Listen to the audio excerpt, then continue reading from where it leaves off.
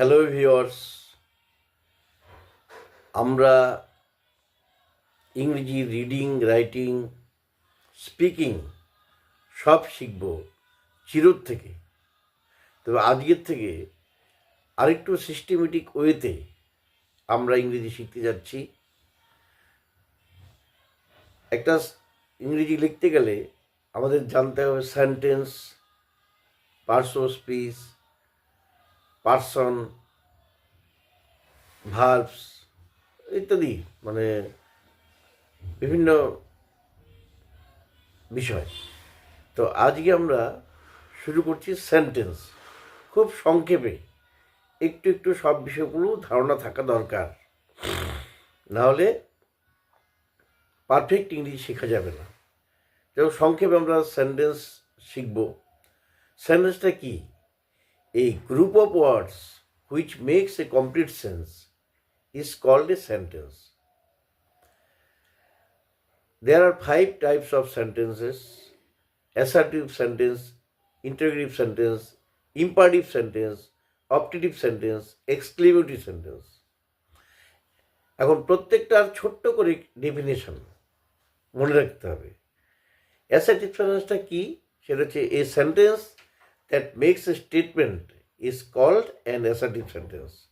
যেমন I eat a mango, he is a boy, I do not eat, I am a boy ইত্যাদি। Interrogative sentence এটা কি? A sentence that asks a question is called an interrogative sentence. Who are you? What is your name? What is this? Are you going? এগুলো হচ্ছে সব interrogative sentence.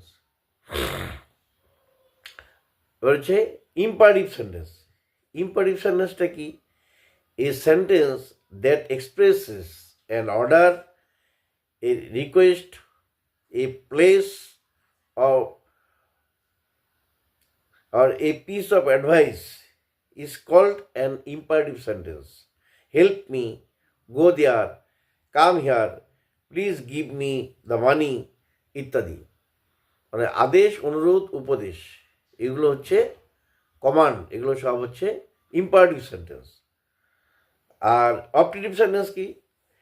A sentence that expresses some curse, pledging, prayers or a wish is called an optative sentence. May God help you, may you live long ইত্যাদি। আর exclamatory sentence, exclamatory সেন্টেন্সটা কি? A sentence that expresses some sudden or strong feeling of the mind is called an exclamatory sentence. What a pity, what a beautiful day it is ইত্যাদি। তাহলে sentence হচ্ছে 5 রকম। সেই সেন্টেন্সগুলো কি কি? Assertive sentence, interrogative sentence, imperative sentence, optative sentence, exclamatory sentence.